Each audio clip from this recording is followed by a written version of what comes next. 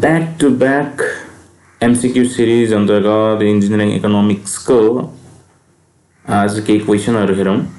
In which case future value can be computed? Future value पर्पेचुइटीको केसमा future value compute गर्न मिल्दैन। The total revenue minus all explicit cost and implicit cost. जति कमाइ हुन्छ total रेभेन्यूमा एक्सप्लिसिट र इम्प्लिसिट कस्ट घटाइयो भने त्यसलाई हामी इकोनोमिक प्रॉफिट भन्छौं।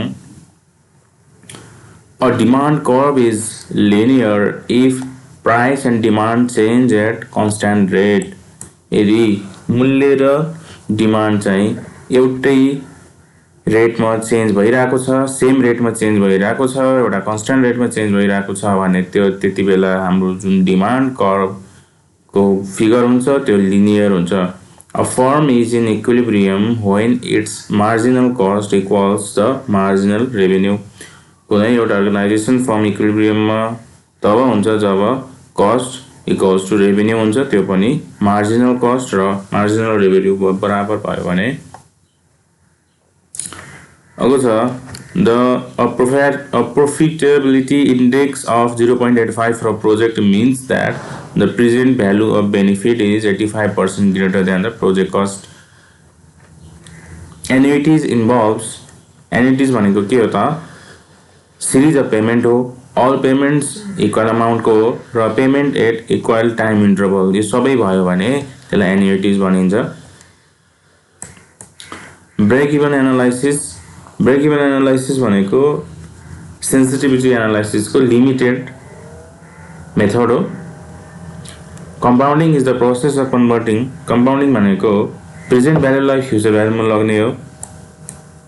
कंपाउंडिंग भनेको फ्युचरलाई प्रेजेन्टमा ल्याउने होइन।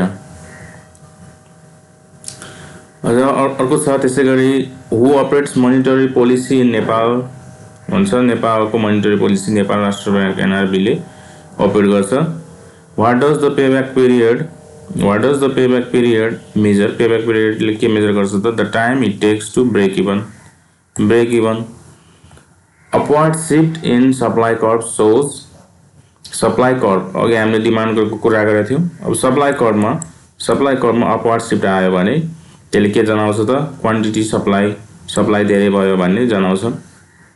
The method provides correct rankings of mutually exclusive projects when the firm is not subject to capital rationing भन्छ। कुन चाहिँ मेथडले चाहिँ म्युचुअली एक्सक्लुसिभ प्रोजेक्टको लागि करेक्ट र्याङ्किङ दिन्छ भन्दैछ, नेट प्रेजेन्ट भ्यालुले दिन्छ। The financial analysis helps to जज। हामीसँग इकोनोमिक एनालाइसिस, फाइनान्शियल एनालाइसिस हुन्छ। फाइनान्शियल एनालाइसिस हेल्प्स टु जज position of the firm, financial position, operational efficiency of the firm, both दुवै यसले जज गर्न हेल्प गर्छ। Sensitivity analysis is the study of sensitivity analysis. Okay, sensitivity analysis भनेको के हो त? Sensitivity analysis is the study of the change in output due to change in input.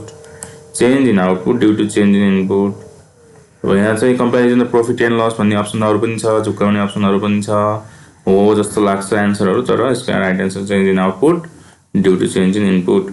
Project appraisal means evaluation of proposed option हो र selection of best option पनि हो, त्यस कारणले both. Mostly used risk analysis technique भनेको in engineering हो, Monte Carlo simulation हो है। यो चाहिँ optimisation of any project means कुनै पनि प्रोजेक्टको अप्टिमाइजेसन गर्नु भनेको चाहिँ के हो त? Selection of a project option corresponding to minimum cost भएको प्रोजेक्टको सिलेक्सन गर्नु भनेको प्रोजेक्टको अप्टिमाइजेसन हो है। अर्को छ inflation due to increase in population बढ्यो भने इन्फ्लेसन भयो, त्यसलाई के भनिन्छ त? डिमान्डफुल इन्फ्लेसन भनिन्छ। अर्को छ इन्स्योरेन्स कस्ट भनेको कुन कस्ट हो? इन्स्योरेन्स कस्ट भनेको इन्डाइरेक्ट कस्ट हो। In the economic analysis all the cost and benefit are analyzed keeping in the basket of economic एनालाइसिसमा के चाहिँ हेरिन्छ त नेसनको राष्ट्रको हित हेरिन्छ न कि प्रॉफिट हेरिन्छ न कि प्राइभेट एन्टिटीलाई हेरिन्छ in capital budgeting decision capital बजेटिङको decision which of the following statement is true IRR को बारेमा कुन चाहिँ ट्रू हो त आईआरआर यदि चाहिँ कस्ट अफ क्यापिटल भन्दा ठुलो छ भने त्यस्तो प्रोजेक्टलाई सिलेक्ट गरिन्छ